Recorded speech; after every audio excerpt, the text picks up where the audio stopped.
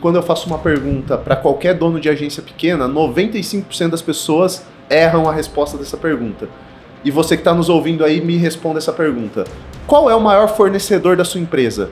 Quando eu pergunto isso pro cara, o cara começa a pensar, pô, qual é o maior fornecedor da minha empresa? O cara esquece que o maior fornecedor de qualquer empresa é o governo.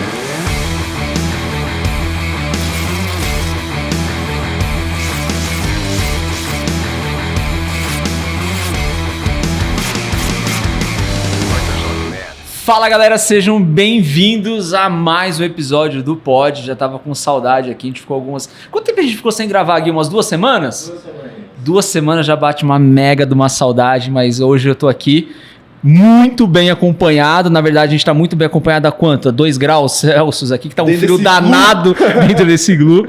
Mas, pô, gente, hoje o Pod é totalmente dedicado de verdade para algo que eu julgo que é uma das partes mais importantes no negócio. Mas calma que eu não vou dar nenhum spoiler, segura aí, aguenta, aperta na cadeira que vem coisa muito boa, mas de verdade, já pega um papel e caneta para começar a colocar os insights e as sacadas que você vai colocar de pé hoje no teu negócio. Mas sem mais delongas, Fê, seja mega bem-vindo à galera do Pod. Cara, se apresenta. Eu te conheço muito bem, a gente lida todo santo dia, mas de verdade, Fê, se apresenta pra galera do Pod, cara. Boa, obrigado, Ti, pelo convite primeiro, muito feliz de estar aqui, muito feliz também de ser seu sócio, de poder estar construindo junto com você e com o time esse programa maravilhoso, quase 200 agências já dentro do programa. Já 205 já. Cara, eu canso de falar aqui nas apresentações de resultado que a gente tem, todo mês eu falo, partners, bateu o recorde de novo, e a galera fica maluca, a hora que vai mostrar o resultado, recorde de receita, recorde de faturamento, eu tô cansado de falar isso, pô, vocês batem recorde todo mês.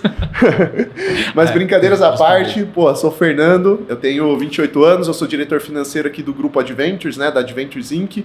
Tô aqui há mais ou menos 1 ano e pouco nessa jornada. Já são quase 10, né, de verdade, de tanta coisa que acontece. Isso, esse 1 ano parece 10, né? Cara, que incrível. E, bom, me apresentando, falando um pouquinho da minha história aqui, até pra vocês me conhecerem, né, pô, Fernando, fui um cara que praticamente toda a minha carreira trabalhei com finanças, mas eu nunca fui aquele profissional especificamente técnico de finanças. Eu nunca fui o maior especialista do mundo em contabilidade, nunca fui o maior especialista do mundo em impostos, nunca fui esse cara. Eu sempre fui um cara de finanças com mindset de negócios, né? Eu comecei minha carreira lá atrás em consultoria estratégica, né? Eu trabalhei na Bain Company, 1 ano mais ou menos, e aí, pô, já foi legal que na primeira experiência, numa consultoria estratégica, você já tem uma visão de gestão, de negócio, né?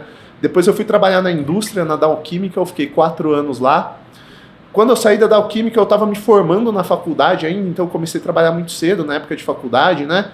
E aí eu pensei assim, cara, pô, eu trabalhei 5 anos já em finanças. Será que é isso que eu quero para minha carreira? O que eu quero fazer para frente? Eu não quero ser o cara financeiro para sempre na minha vida, né? E aí eu decidi estava me formando, procurar algum programa de trainee, porque normalmente o programa de trainee te dá essa possibilidade de navegar por várias áreas, rodar antes de você definir onde você vai atuar. Tive a oportunidade de ser aprovado no programa de trainee da Ambev, que é o Global Management Trainee, e foi isso, minha experiência na Ambev, que foi onde eu passei a maior parte da minha carreira, que me trouxe até aqui, depois eu falo um pouquinho disso. E aí entrei na Ambev como trainee, fiquei 1 ano praticamente rodando todas as operações da Ambev, não só no Brasil, mas fora do Brasil também. Toquei projetos em St. Louis, que é onde foi fundada a Budweiser, né, que a Ambev comprou posteriormente a Anheuser-Busch. Toquei projeto na Bélgica, que é onde foi fundada a Interbrew. E no Brasil, eu tive a oportunidade de ver como a estratégia global de uma companhia chega na ponta, né? Passei 1 mês trabalhando como vendedor de rota, visitando boteco. Passei 1 mês como repositor de gôndola de supermercado. Na ponta da operação mesmo, vivendo aquilo ali. Pegando produto no estoque e abastecendo prateleira. E, poxa, isso foi super legal para ter uma visão holística do negócio, né? Entender como a empresa opera de ponta a ponta. Depois desse 1 ano de trainee, que é muita resenha, aí fui trabalhar de fato. Trabalhei em M&A na Ambev, comprei 2 cervejarias, Cervejaria Colorado e a Cervejaria Vals, não sei se você conhece, participei dessas 2 aquisições. Depois eu fui gerente financeiro regional, depois eu fui para a área comercial, que é o que eu falei, nunca fui um cara muito de finanças, né? Fui tocar toda a parte de não alcoólicos da Regional Sul da Ambev, então cuidava de todo o portfólio da Ambev de não alcoólicos, e depois vim para São Paulo para tocar as contas nacionais da Ambev. Então fui gerente de contas do Grupo Carrefour, do Grupo Big e do Grupo Pão de Açúcar. as maiores redes de varejo do Brasil. Tá pressão, os caras gigantes, aprendi muito, me desenvolvi muito, né? E aí fiquei na Ambev mais ou menos 7 anos, mais ou menos ali no final de 2020. Tava querendo um negócio novo, tava nesse boom do mercado de startups, etc. Um amigo meu fundou uma startup que estava indo super bem, chamava Amparo Saúde, uma startup de telemedicina, de coordenação de cuidado. Me chamou para ir para lá como head de finanças, então fui para lá, minha primeira experiência no mundo de startup, decidi sair da Ambev e foi super legal, assim, porque outro mundo, né? Você tá numa empresa grande... Totalmente tradicional, com vários pilares de conservadorismo, porque por mais que a Ambev pense para frente, ela é um mastodonte. É isso. Você precisa ter organização ali e controle. É muito difícil de mover a máquina, né? De uma empresa muito grande. Quando você vai para uma startup, qualquer coisa que você faça tem muita autonomia para mexer o ponteiro, né? E aí toquei uma rodada de captação lá, a gente fez um Series B e posteriormente toquei a venda também dessa startup para um grande grupo de saúde do Brasil, que inclusive hoje é nosso cliente, o Sabin, comprou Amparo Saúde, Caramba, não Laboratório sabia Sabin. Legal. E aí mais ou menos no final do ano passado, de 2021, um dos meus últimos gestores na Ambev foi o nosso excelentíssimo senhor Ricardo Dias, nosso fundador. E aí, poxa, a Adventure estava precisando de alguém aqui para tocar a área financeira, para auxiliar o G, né, para tocar toda a parte de finanças aqui da companhia. Puxei uma ideia com o Ricardo, troquei uma ideia com ele. E comprou o sonho e veio para essa isso. Loucura, né? E melhor decisão que eu tomei na minha vida. Porra. Que é incrível. É diferente, né? Assim, as pessoas me inspiram muito. Isso é uma coisa interessante, né? A Adventures, ela fala muito sobre celeiro de empreendedorismo. A gente fala muito sobre empreender, trazer o DNA de empreendedor na ponta para operar um negócio para uma mesma direção.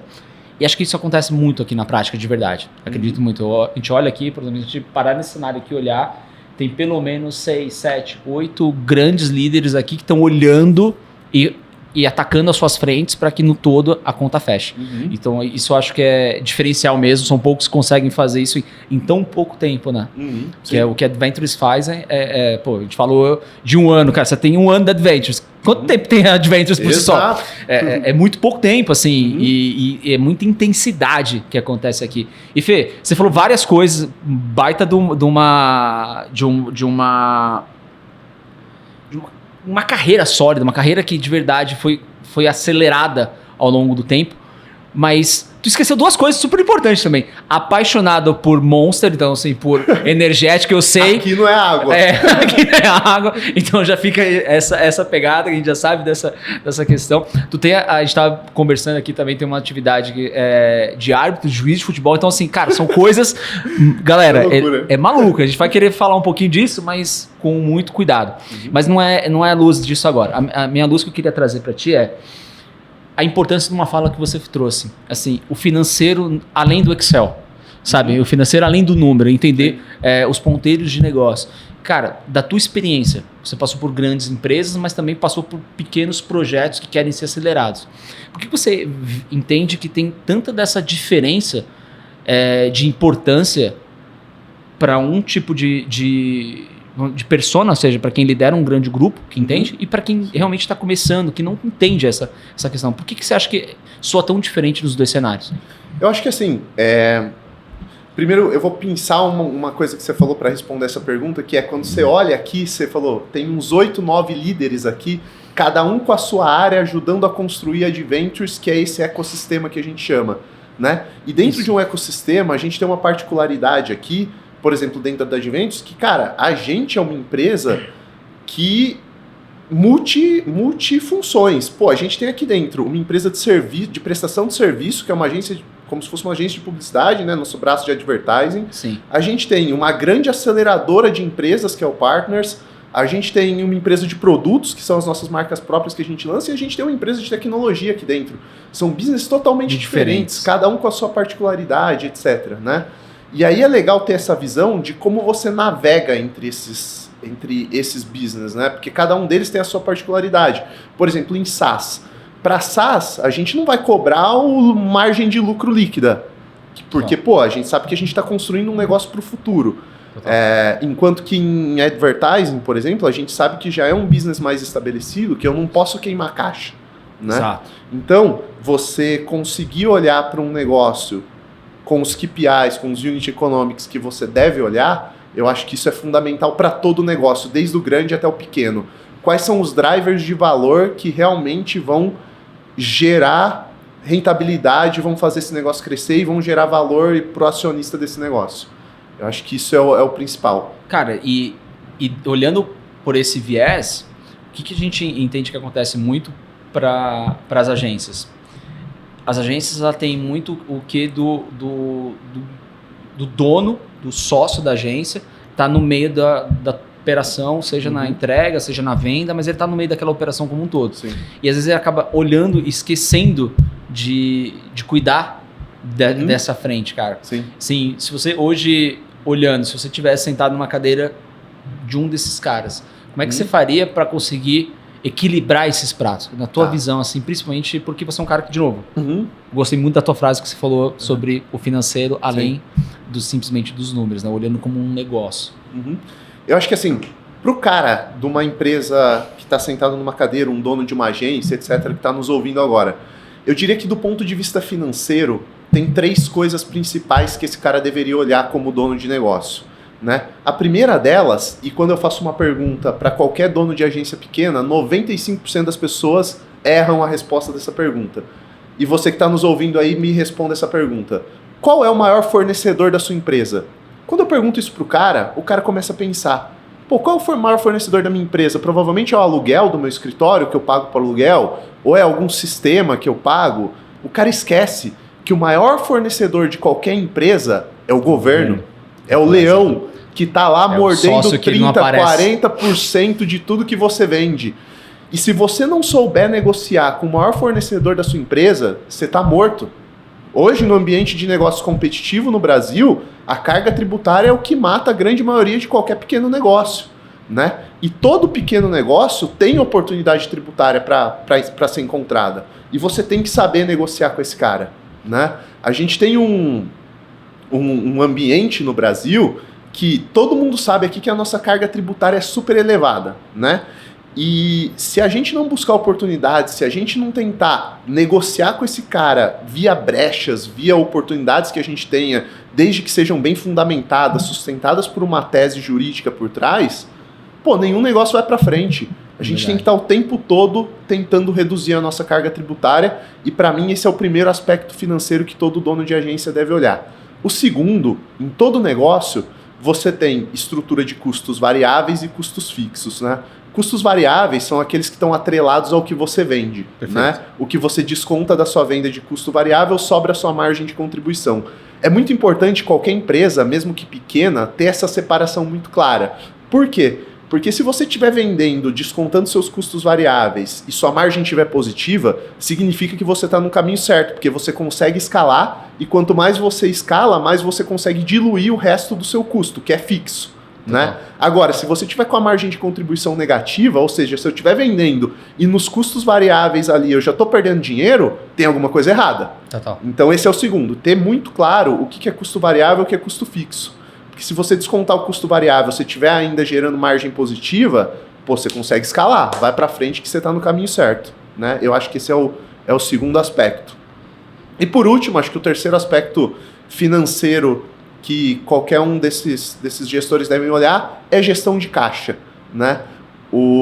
Tem um sócio nosso aqui, o G, que ele costuma falar que o caixa é como se fosse o oxigênio da empresa, né? Você está aqui respirando, você não para pensar, puta, tô respirando, mas você precisa do ar, você precisa do oxigênio. É a mesma coisa do dinheiro da empresa, você não para pensar, puta, o caixa, mas se você não tiver o caixa, seu negócio quebrou. Né? Então você ter uma visão de controle de caixa em qualquer negócio, principalmente pequeno, é fundamental.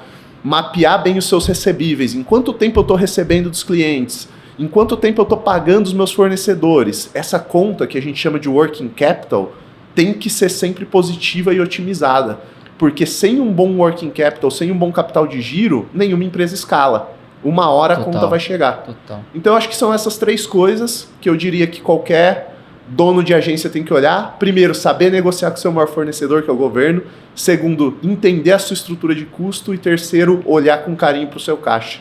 Se eu pudesse participar dessa visão, Fê, eu acho que tem alguns pontos também super interessantes. Eu vejo muitos donos de agência ou líderes de pequenos negócios, eles estão muito mais preocupados pela qualidade, como é que eu vou vender, como é que eu vou entregar, eu não sei se eu vou cobrar 1.000 a mais ou 1.000 a menos. Então assim, ele está olhando a ponta, só que principalmente a ponta da onde que ele vai trazer o dinheiro do cliente. Mas esse sócio que você trouxe, que é o sócio que é o governo, ele simplesmente ignora. Ou joga na mão de uma contabilidade pelo qual nunca vai ver. Nada contra empresas de serviços de contabilidade em escala. Tá tudo bem sobre isso. Mas eles não vão fazer para ti uma análise tributária de qual que é o melhor cenário para o teu plano que você quer crescer. Puta, eu quero... Beleza, hoje pode ser que o Conta Azul me atenda. Mas, ok. Só que será que é a melhor forma de trabalhar com eles? Porque eu quero chegar em 50 milhões. Eu não tenho condição, eu vou ter que ter um planejamento tributário por trás disso, né? Quanto CNPJ, como é que vai ser, que tipo de regime, qual que são os objetos, onde que eu vou emitir nota, quando que eu vou emitir nota.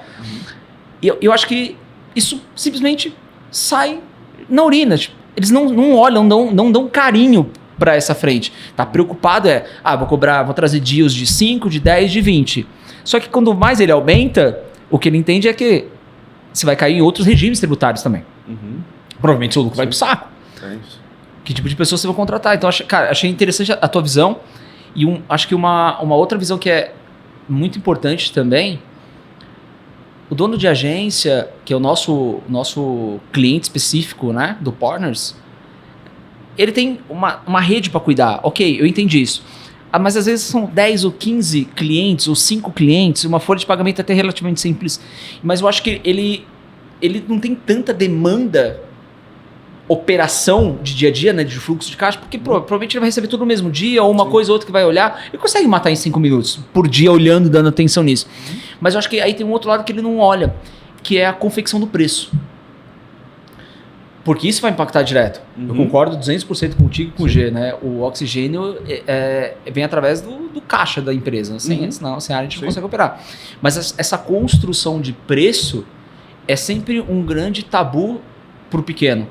Porque o pequeno nunca entende se ele está confortável, se está cobrando pouco ou muito do cliente dele. Na tua visão, como que ele pode ter alguns insights, algumas nuances ou pontos de luz para saber se ele está no caminho certo ou não, numa questão de precificação, por exemplo? Bom, de precificação, eu acho que assim, do ponto de vista, eu acho que existem basicamente, assim, quando eu trabalhei na Ambev, né, a gente tinha basicamente duas maneiras de fazer precificação. Precificação por custo ou precificação a mercado, né? Por custo, basicamente, você olha a sua estrutura de custos, coloca um markup em cima e vê quanto você está cobrando, e vê quanto você vai cobrar. A mercado não, é quanto o mercado está disposto a pagar por esse serviço. E normalmente quando você precifica a mercado, você consegue gerar muito mais valor, porque você desvincula da sua estrutura de custos, né? Mas você tem que tomar um cuidado quando você precifica a mercado, porque às vezes você está prestando um serviço que não gera muito valor agregado para o seu cliente. E aí você tem que olhar para o custo para ver se isso vai pagar suas contas. Total, né? Porque às vezes o cara precifica mercado. Mas o mercado não está pagando bem para esse tipo de serviço. Vou vender mesmo assim? Pô, se pagar minhas contas, se me deixar uma margem, vou. Senão eu não vou. Né? Então eu acho que o ideal é você sempre tentar maximizar o valor que você gera para o seu cliente para você jogar seu preço lá em cima e desvincular ao máximo isso da sua estrutura de custo. Mas sempre tem em mente quanto que aquilo está te deixando de margem no fim das contas, para você não perder o tracking de qual vai ser sua rentabilidade no final desse contrato. E essa margem ela é importante, essa gordura, porque senão você não consegue contratar bem. Não. Você não consegue investir no negócio, você consegue ter paz para operar, você não consegue aguentar um tipo de inadimplência ou qualquer tipo de soluço de mercado que você possa ter. Você está sempre trabalhando no fio da navalha ali e é perigoso demais isso para um negócio. No começo, eu entendo que às vezes pode ser um mal necessário. Até entendo, mas eu acho que tem outros caminhos. Tá, sim. Na minha visão, eu acho que tem outros caminhos. Mas eu acho que fazer disso modus operandi é um grande risco, uma grande loucura. Você vai estar à deriva, provavelmente você vai cedo ou tarde encontrar um muro na frente. E Fê, olhando ainda para essa questão financeira, mas depois eu quero tentar extrair o máximo de ti também em outros assuntos da tua jornada. Cara, a gente falou muito sobre precificação para o cliente. E essa precificação de mercado, ela te dá, na minha opinião, uma oportunidade de lex. Você acha que hoje vale para uma agência ou para um outro business de menor porte, ele pensar em soluções que tenha margem, pode ser às vezes não soluções grandes, de grande impacto, mas que tenha pelo menos uma margem grande para que ela subsidie numa escala menor o investimento em outras áreas, para desenvolver outras áreas de negócio, outras novas soluções de negócio, outros posicionamentos?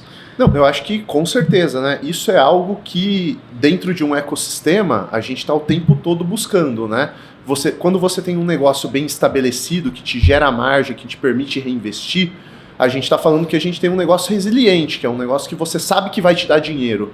Quando você consegue ter negócios resilientes, você tem opcionalidades que aparecem para você utilizar esse recurso. E o que são opcionalidades, na minha visão? São aqueles negócios nos quais eu vou colocar R$1 na expectativa de que, vamos supor, eu tenha 50% de chance de me voltar R$3. Legal. Essa é uma aposta que em 100% das vezes eu vou fazer. Se eu colocar R$1, eu tenho 50% de chance daquilo me voltar R$3, no final o valor esperado dessa transação para mim é positivo, né? E quando a gente vai fazer isso, na minha visão, você tem que estar sempre pensando em valor esperado, né? Quanto eu vou investir, qual é a chance de dar certo, se dá certo, quanto isso vai me gerar.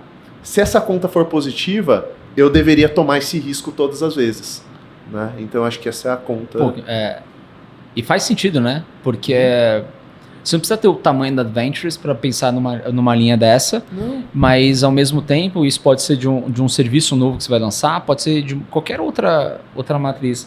O que não pode, que eu vejo, é abrir frentes num pensamento, no mindset de ecossistema, mas na verdade são frentes porque podem ser uma oportunidade em um cliente específico, mas no final não vai fazer sentido para o todo, para a direção. Então eu acho que o único risco disso é você não perder foco rápido do que você está fazendo. Tem que estar sempre alinhado com a estratégia. Tem que estar sempre alinhado com a estratégia. Precisa existir essa estratégia por trás, né? Sim. Então acho que esse é um caminho. Agora vou fazer um review aqui do teu papo. Falou muito sobre aquisições e M&As. A gente teve recentemente em Partners um M&A. Legal. De 2 agências dentro do programa. Eles se conheceram no programa? Se conheceram no programa, entenderam a necessidade, se conectaram. Em breve a gente vai trazer até um episódio só disso, então fica ligado nesse spoiler. Se conectaram aqui e já estão abrindo mercados para fora, para Europa. Caramba! Então assim, nasceu aqui. Legal. Nunca ia imaginar que isso poderia acontecer quando a gente montou, a gente nem pensava nisso. Mas olhando agora, agora a visão do Fernando atrás que cuidou disso para startups, assim. Pontos de atenção e oportunidades desse processo todo, cara, na tua visão. Eu acho que, pensando em M&A, eu acho que vale até a gente tentar dar um pouquinho de contexto econômico, macro do momento que a gente está vivendo para quem está ouvindo. Eu não sei se você acha que vale a pena, assim, só para as pessoas se situarem onde é que a gente está, né? E eu acho que esse é eu listei no começo lá 3 aspectos financeiros que todo empreendedor deveria olhar. O quarto, para mim, é sempre estar entendendo qual é o cenário macroeconômico que a gente está vivendo. Qual que é o cenário macro atual, né? A gente vê notícia, a inflação está crescendo, juros subindo, o caminhoneiro vai parar, vai entrar em recessão. Mas por que isso, né? Vamos voltar um pouquinho no tempo para a gente entender rapidamente da onde vem isso e que momento é esse que a gente está vivendo. Quando a gente teve a pandemia, as economias estavam indo bem, as taxas de juros estavam sob controle, baixas, inflação sob controle. Na grande maioria dos países, todos os países crescendo. Em março de 2020 veio a pandemia do Covid, uma revolução que talvez a maior que a nossa geração vai viver, né? Um momento que, cara, a gente provavelmente, espero que a gente nunca passe novamente. E com a pandemia, cara, a gente teve que se isolar. As pessoas se isolaram dentro de casa, os comércios fecharam, etc. E tiveram 2 movimentos principais que isso trouxe, né? O primeiro é que com as pessoas dentro de casa, elas passaram a ser muito mais dependentes da tecnologia, que já vinha crescendo, né? Então você passou, dentro da sua casa, você passou a consumir muito mais aplicativos de streaming, porque você não tinha o que fazer, você estava trancado dentro de casa. A sua janela para o mundo de fora passou a ser 100% do tempo as suas redes sociais, porque você não podia se encontrar com pessoas. Você passou a ser muito mais dependente dos aplicativos de delivery, o que acarretou um boom. Você fez o mundo vir até você, né? Um boom das empresas de tecnologia. E o mundo viu isso. A ação do Facebook, a ação de Instagram, da Meta, do Google, do Spotify, eu lembro que o Zoom, que é que o aplicativo, chegou a valer mais do que as 5 maiores companhias aéreas americanas juntas. Exato. E aí um boom das empresas de tecnologia, né? Então essas empresas, tradando a múltiplos jamais imaginados na bolsa de valores, né? E paralelamente a economia real, né? Então a venda de bens, o consumo estagnado, o que fez com que os governos tivessem que resgatar esses setores. Como? Emitindo moeda e injetando grana na economia. Aqui no Brasil, a gente teve programa de auxílio emergencial, uma série de linhas de crédito para pequenas empresas, alguns setores com condições super especiais de pagamento de imposto. Total. E tudo isso tem um custo para o governo. Sim. Né? Então você tem empresas de tecnologia super valorizadas, muito dinheiro na economia, porque os bancos centrais emitindo muita moeda, né? O que permitiu muito capital fluindo para essas empresas de tecnologia também. Então, você vê os maiores rounds de startup de investimento aconteceram nessa época, né?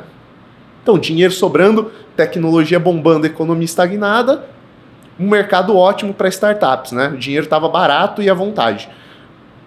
Quando a economia começou a voltar, as pessoas começaram a sair, etc., a economia começou a reaquecer, as pessoas passaram a consumir mais. O problema foi que esse boom de consumo não acompanhou a oferta de bens e serviços, até porque muitas indústrias fecharam as portas, faltava matéria-prima, commodity não tinha no mundo, né? Teve o problema da guerra da Rússia com a Ucrânia, teve problema de embargo com a China, importação de bens e serviços. Então, muita gente querendo voltar a consumir, ainda muito dinheiro na economia e pouca oferta. Se você tem muita demanda e pouca oferta, o preço cresce e gera inflação, né? Então a economia começou a reabrir, as pessoas voltaram a consumir, Total. Não tinha produto para todo mundo consumir, deu inflação. Com a inflação alta, qual é o mecanismo que as autoridades de política monetária têm para controlar isso? Juros. Porque se você sobe o juros, você controla a inflação. Você deixa o capital mais caro, né? Porque as pessoas tendem a poupar mais do que gastar, né? Então, a gente teve uma onda dos bancos centrais subindo as taxas de juros. Selic no Brasil está 14% praticamente, né? E lá fora, esse movimento também acontecendo para controlar essa inflação, que veio da reativação, do reaquecimento da economia pós-pandemia. Com a taxa de juros alta, lá atrás, as taxas de juros estavam 2%, 3%. Agora está 14%. Vale a pena para o investidor tomar risco de botar o dinheiro dele numa startup, sendo que ele tem garantido 14% ao ano? Risco zero. Risco zero? Não vale. E aí o que aconteceu? Paralelamente, a economia voltou a reaquecer, o boom de tecnologia começou a cair porque as pessoas passaram a ficar menos dependentes desses aplicativos, das redes sociais, né? E, consequentemente, as startups que acompanham o valuation das empresas de tecnologia passaram a ter menos recurso disponível, né? Então esse é o momento que a gente está hoje. A gente está num momento que taxa de juros alta, o capital é caro, né? E por que a gente fez todo esse parênteses gigante quando você fez uma pergunta de M&A? Porque, cara, todo M&A envolve uma transação financeira. Sim. Cara, num cenário em que o capital é caro, a gente tem que sempre colocar na balança o quanto vale eu tomar de risco para fazer uma aquisição. Quanto vale eu tomar de risco e despender capital para investir em uma empresa, né? Então, acho que esse é um pouco do contexto que a gente está hoje, né? Eu acho que a gente está num cenário que capital é muito caro. E por isso a necessidade de qualquer empreendedor de cuidar muito bem do seu dinheiro. Porque se você quebrar o caixa, você vai pagar muito por isso.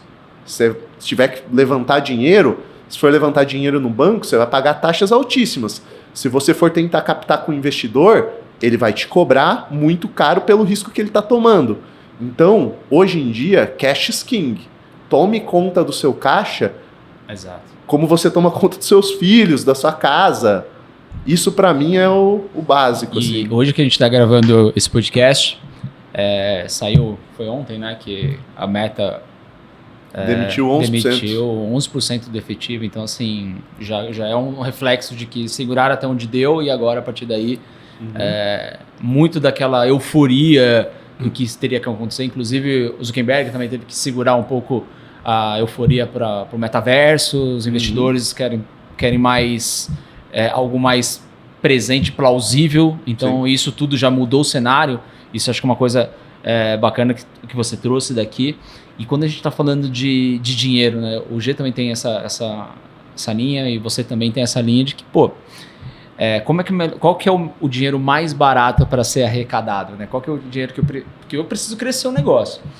Eu vejo isso dentro do nosso dia a dia, porque a gente tem 200 pessoas empreendendo dentro do Partners e tem essa necessidade. Os caras querem crescer, o cara quer crescer. O que ele não olha é que, assim, muitas vezes ter um contrato grande, uma conta de um salto de uma conta de 5 para 20k, 25k de MRR, vai precisar de um squad, vai precisar de uma quantidade de colaboradores da noite pro dia, ou seja, muitas vezes eu vou ter que estar antecipando a despesa para ter a receita daqui 30, 40 ou 60. Cara, como é que equilibrar esse prato para ti? Onde que você acha que faz sentido jogar com os números ou buscar números para que esse crescimento não seja desacelerado por uma questão efetiva de falta de caixa? Eu acho que o que você falou qual que é o dinheiro mais barato hoje? É o seu próprio dinheiro, você não ter que pegar recurso de terceiros, né? Então uma boa alocação de capital dentro do grupo é fundamental. Eu preciso crescer um time, poxa, onde é que eu vou gerar recurso, onde é que eu vou ter caixa, eu consigo antecipar algum recebível para eu poder ter fôlego para investir aqui, né? Eu acho que isso é fundamental, tentar dentro da sua própria empresa identificar oportunidades, talvez, poxa, tem algum fornecedor que eu consigo jogar o pagamento para frente, eu pago ele em 15 dias, vou ligar pro cara, por que eu não... Às vezes o cara tá no escritório alugado, já faz 5 anos que ele paga o aluguel todo mês pro mesmo inquilino lá, pro mesmo proprietário. O cara já confia nesse cara. Por que eu não posso ligar para ele e falar assim, cara, tô precisando de um fôlego financeiro, me dá 90 dias aqui de prazo para eu pagar aluguel, daqui 90 dias eu te pago 3 parcelas. Só aí o cara já levantou uma grana. E outros fornecedores, normalmente esses negócios mais menores, eles têm uma relação de confiança com seus fornecedores e seus clientes, né? Então o cara tem uma proximidade, ele consegue ligar e tentar um prazo maior de pagamento ou tentar antecipar um recebível. Então fazer essa gestão dentro de caixa para ter fôlego para investir é fundamental, eu acho que esse é o caminho. E aí isso a gente meio que volta até na questão de resiliência e opcionalidade, que é o discurso hoje que é muito presente no nosso dia a dia aqui, né? Uhum. Você ter a possibilidade, na minha visão, isso aí é uma opinião pessoal do Thiago, tudo bem você ter um negócio agência, eu acho que faz parte, a gente tem isso ainda dentro do grupo e, de uma maneira simplista, faz centenas de milhares de reais aí por ano. Então é um bom negócio. Mas até que esse negócio ganhe essa magnitude, você precisa ter outras fontes de geradores de receita com muita margem. Então acho que hoje, se eu estivesse operando uma agência na ponta, eu estaria preocupado que tipo de produto ou serviço que eu vou colocar, que seja uma entrega de caneca, sei lá. Mas que ele vá me gerar o caixa para que eu não... Quando passar uma oportunidade dessa na minha frente, eu não perca essa oportunidade. E essa escola, acho que ela é muito interessante para a gente ter essa possibilidade do negócio ir alavancando com o próprio dinheiro. Você falou, puta, eu espremo aqui, eu ganho um pouquinho com o meu fornecedor, eu tento fazer de algum jeito para que eu não tenha que ir no banco. Eu não tenho que usar... Eu acho a história linda do Flávio Augusto, que ele criou o WhatsApp com cheque especial. Beleza, o Flávio Augusto é linda a história dele. Agora, quantos milhares fizeram isso e se deram muito mal? Estão lá pagando a conta até hoje. Tá, até hoje com o nome sujo. Pô, cara, e acho que outro ponto que é interessante a gente falar aqui, e vale essa questão, é sobre, cara, honrar os seus pagamentos. O pequeno tem a mania de, tipo, deixa rolar esse imposto aqui. Não vou emitir nota. Eu não vou fazer isso. Esse fornecedor, cara, daqui a pouco eu pago. Deixa eu acumular 3 ou 4, daqui a pouco eu pago. Cara, qual o risco disso na tua visão?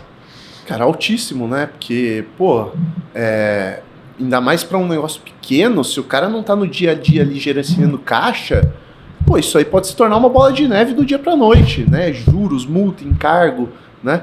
Deixa eu te fazer uma pergunta. Você acredita que, vamos pôr das 200 agências que a gente tem hoje, quantas delas o dono é dono de 100% do negócio? Você acha que é a maioria? Eu acho que é a maioria. A maioria, né? Eu acho que isso é uma coisa que normalmente não passa muito pela cabeça dessas pessoas e que pode ser uma oportunidade bacana de alavancagem financeira. Será que esses caras precisam realmente ser donos de 100% do negócio? Concordo. Se você precisa de grana, por que você não troca essa grana por uma fatia do equity do seu negócio para alavancar crescimento? Né? O cara precisa crescer. Primeira coisa que ele pensa é em pegar um empréstimo num banco ou buscar uma linha de crédito, uma linha de dinheiro. Ele fala, não tenho saída, eu não tenho onde buscar, o banco não quer me dar dinheiro. Pô, você tem um negócio que tem um valuation. Você é dono de 100% de um negócio que vale talvez milhões de reais. Né? Sim. Talvez não valha a pena você trocar 10, 20% disso para um investidor que vai entrar com caixa, vai alavancar o seu crescimento e, sei lá, você vende 20% do cara, fica com 80%. Depois que injeta grana no negócio, os seus 80% vai valer muito mais do que os 100% que você tinha antes. Exato. Né? Porque você vai ter grana, você vai ter oxigênio, você vai conseguir alavancar o seu negócio. Né? Então, acho que esse negócio de pensar no equity também como uma forma de financiamento, que é o que muita startup faz, que é basicamente o que toda startup faz, que é trocar equity. A trajetória deles até o unicórnio. Por que essas empresas também não podem pensar nessa maneira? Por que eles não podem trocar uma pequena parcela do seu equity para um investidor?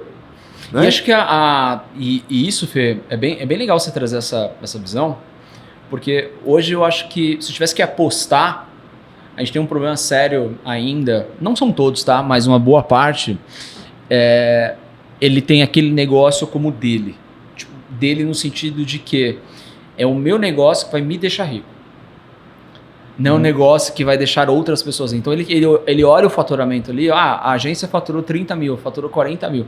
E se você está ouvindo aqui se identificar, então toma cuidado.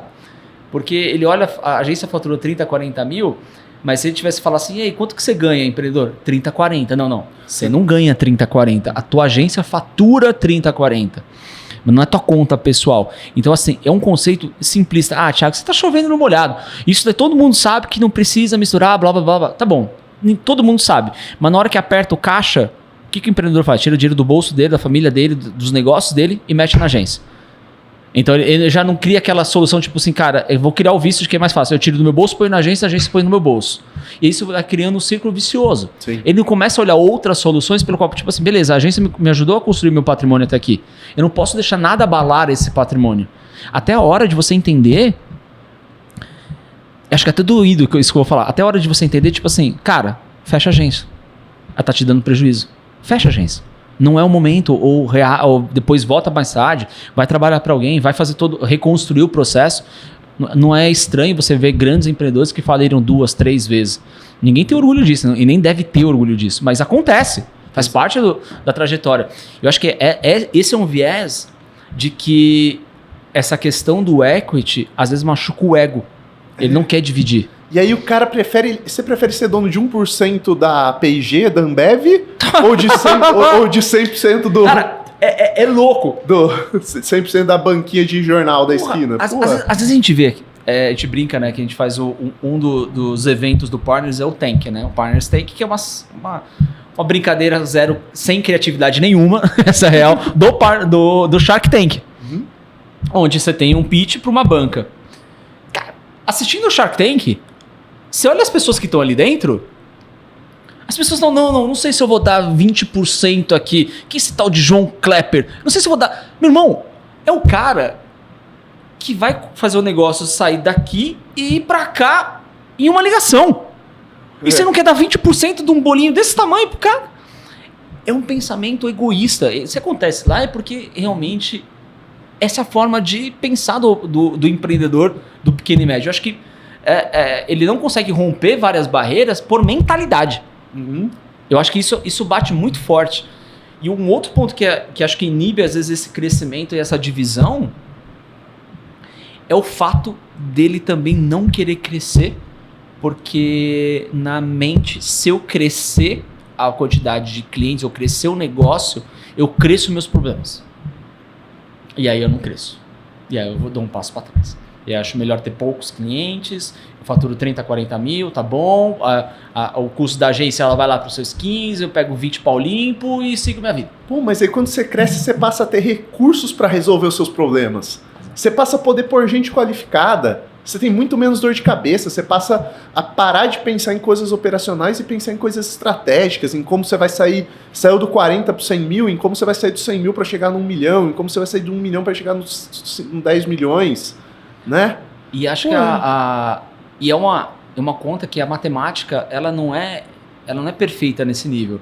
Não quer dizer que se eu tenho, óbvio, se você operar uma receita de 10 mil, pensar numa operação que entrega uma receita de 10 mil, e aí você vende 100 e você vai com essa cabeça de 10, vai tomar chumbo. Basicamente vai tomar chumbo. Você tem que entender que se você fizer 10, fizer 20 ou 30 vezes, não quer dizer que os seus problemas vão aumentar 10, 20 ou 30. Eles aumentam se você negligenciar o modo operante. E aí sim você escala problemas. Um negócio ruim, ele é ruim em qualquer fase da vida dele. É isso aí. De pequeno, médio ou grande. Ele vai ser ruim em qualquer fase. Então acho que esse é um viés que atrapalha o crescimento. Eu falo muito e eu já falei em alguns pods aqui e às vezes até em mentoria. Se eu pegar os 200 partners hoje, 200, e falar assim, galera, vamos lá, um de cada vez. Quais vagas você tem aberto no teu negócio? Sem sacanagem, Fê. 95% beirando isso vai me falar: preciso de um copy, eu preciso de um designer, eu preciso de, sei lá, um creator, eu preciso de um gestor de tráfego, eu preciso de um videomaker, Gui, nada contra, mas eu preciso de áreas, de funções. Ele só dá a operação, ninguém vai falar, cara, eu tô precisando muito de um recursos humanos, eu tô precisando muito de um gestor financeiro.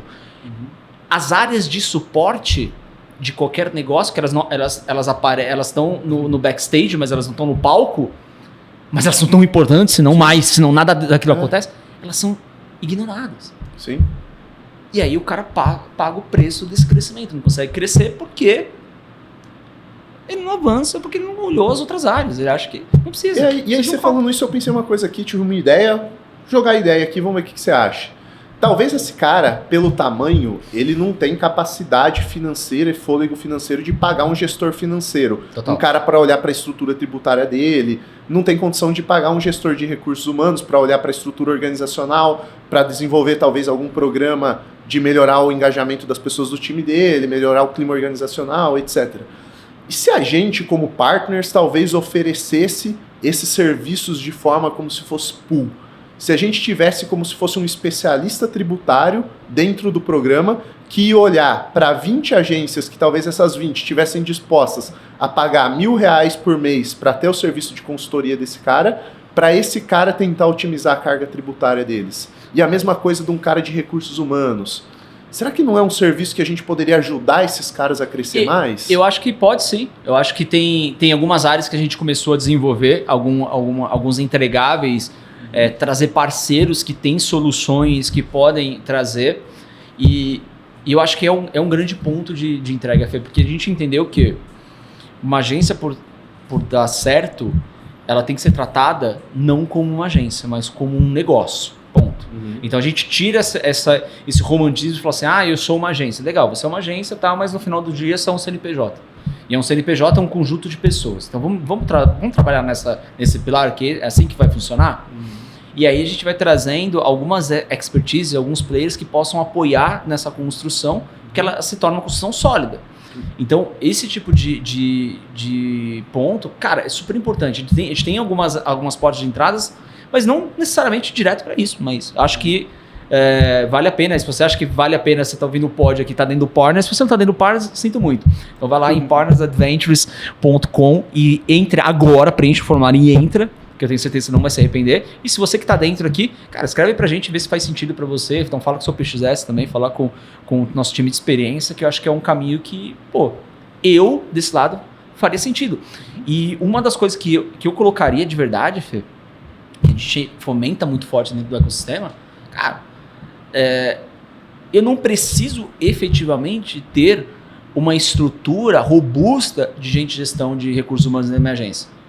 Mas eu preciso ter momentos e pontos, mesmo que eu sente nessa cadeira temporariamente, para cuidar de falar, tá, ok, eu tenho um RH aqui, mas, putz, eu vou trabalhar e hoje eu tenho 10 funcionários e às vezes você tá a uma conta, a um deal de triplicar esse efetivo, cara, Então, dentro do meu dia, eu vou ter que colocar lá na minha construção de preço que eu vou ter que criar algumas outras áreas de apoio. Exato.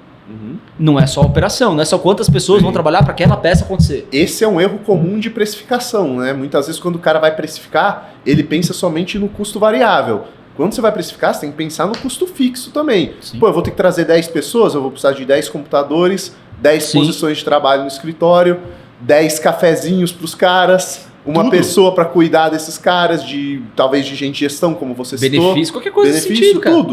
tudo tá atrelado, né? Então... E isso não é olhado.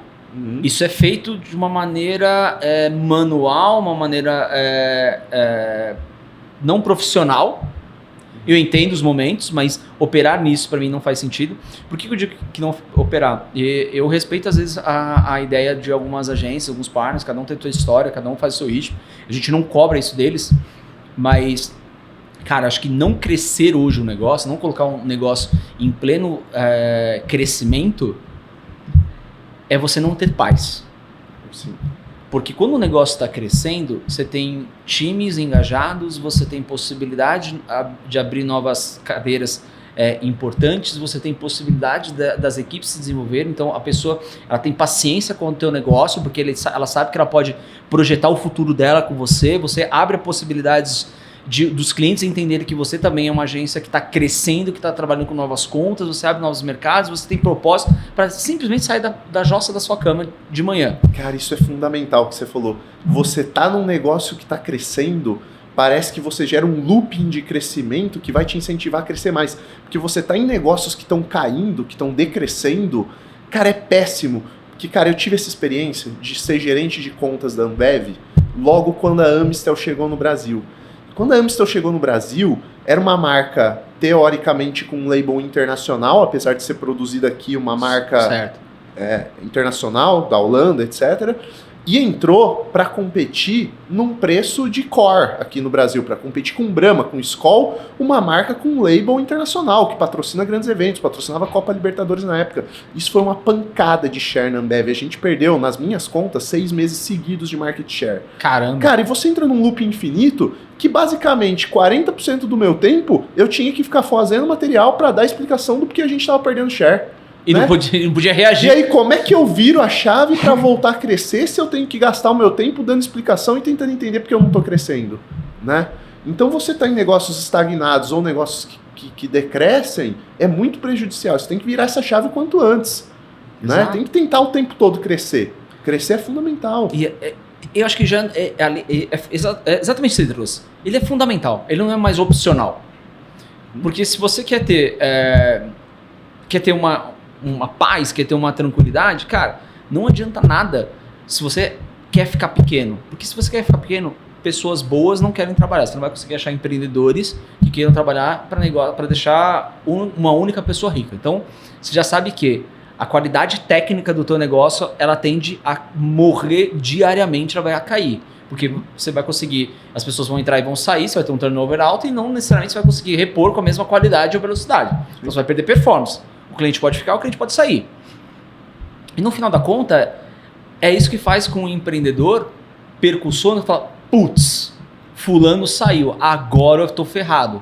E aí ele volta para a operação. Então, você não tem paz, cara. E tem algum partner dentro do programa que já opera com um modelo de partnership? Já tem intenções reais, tipo assim, de já divulgar o modelo. Eu fiquei muito feliz recentemente disso. Então, assim, e esse é um outro ponto que eu queria direcionar ao nosso papo. Você veio da Ambev. E isso aqui dentro da Adventures é algo muito sério. Tem dentro do Partners mesmo vários colaboradores de Partners que querem ser sócios da Adventures. E a minha função hoje aqui é, cara, como é que eu posso equilibrar 3 pratos? Resultado para os nossos clientes, resultado para a companhia e pista para essa galera se torcer. E eu não consigo fazer nenhum deles acontecer se eu não crescer todos.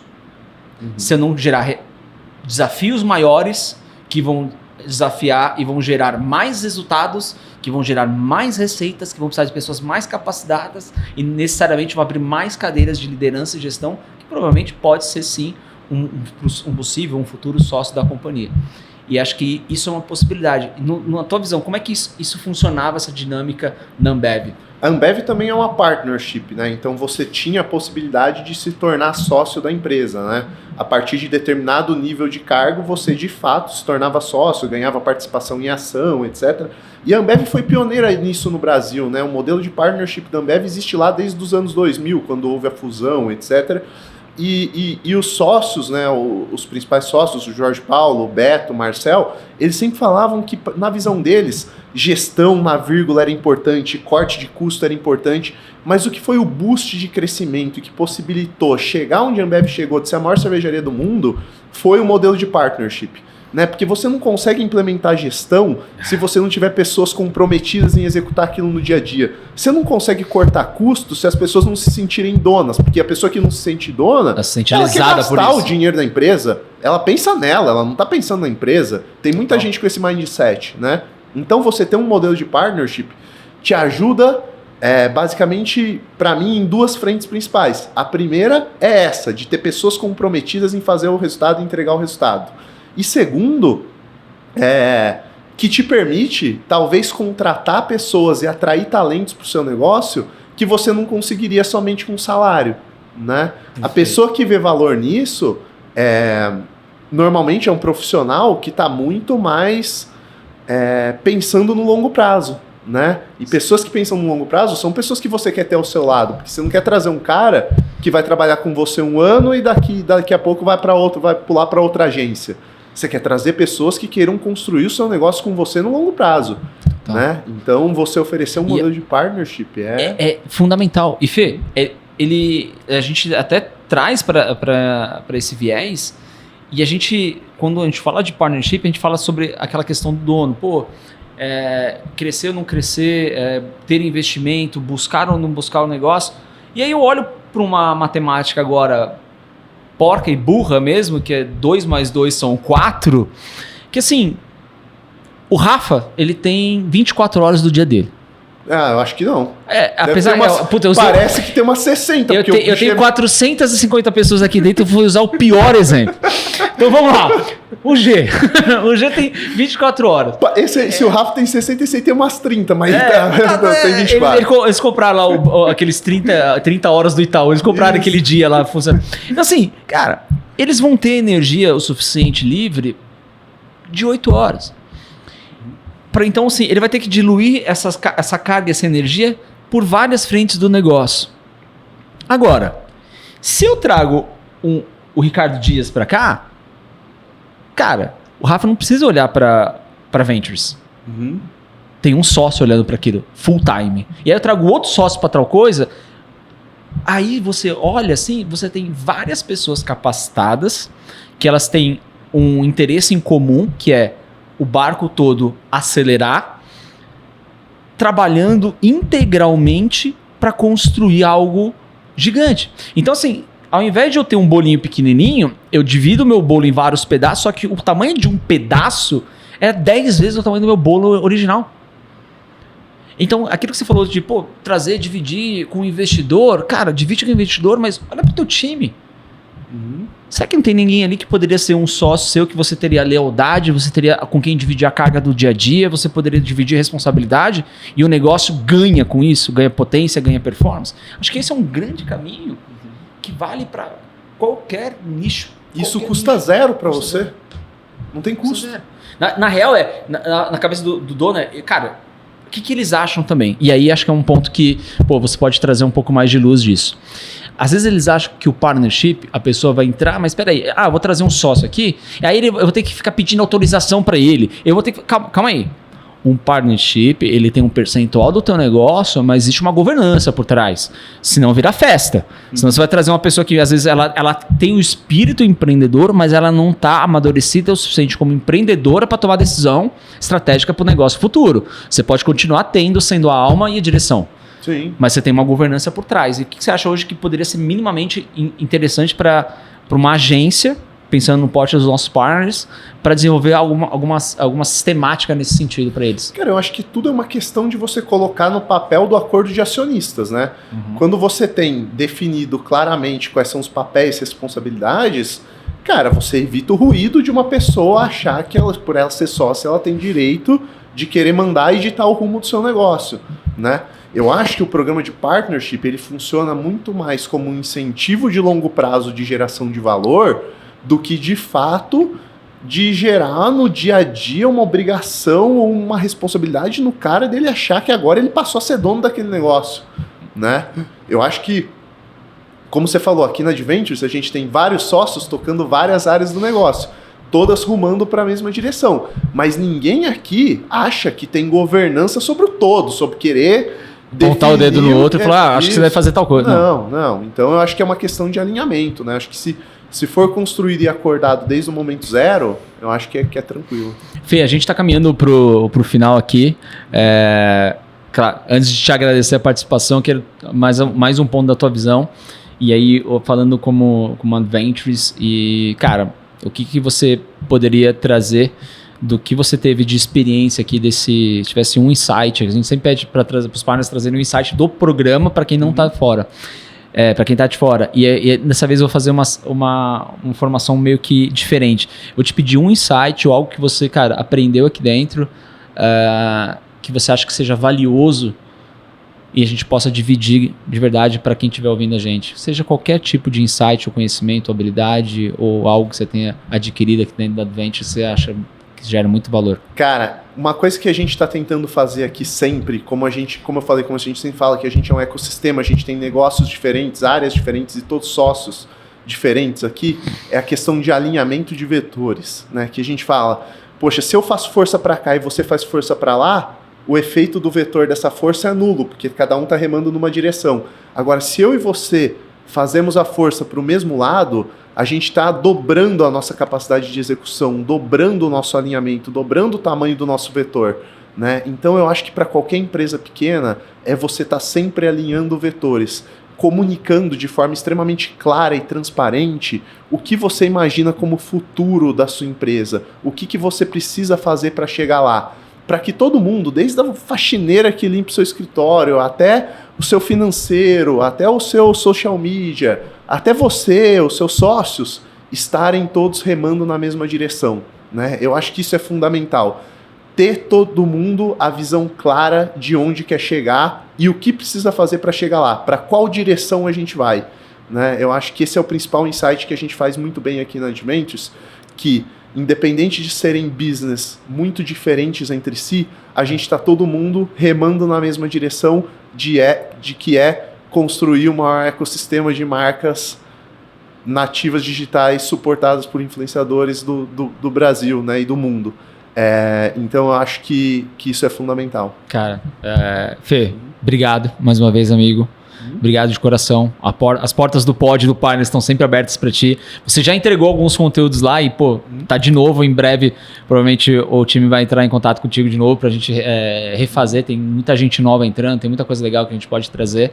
E, cara, de verdade, valeu. E as portas do pod e do Partner estão sempre abertas, cara. Eu que agradeço. Poxa, eu fico sempre à disposição, não só do seu time, mas também dos partners, né? Se alguém quiser bater um papo onde te acha, finanças, Fê? Precisar de alguma coisa, primeiro fala com o seu PXS que vai te colocar em contato comigo.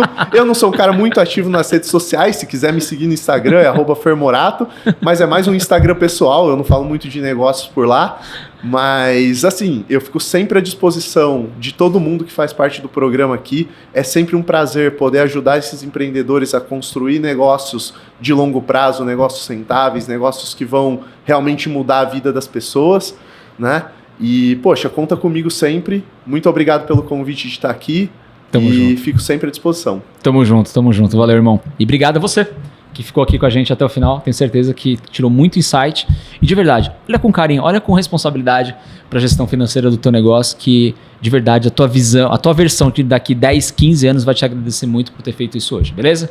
Fica aqui com a gente e eu te vejo no próximo pod. Valeu. Bora. Valeu.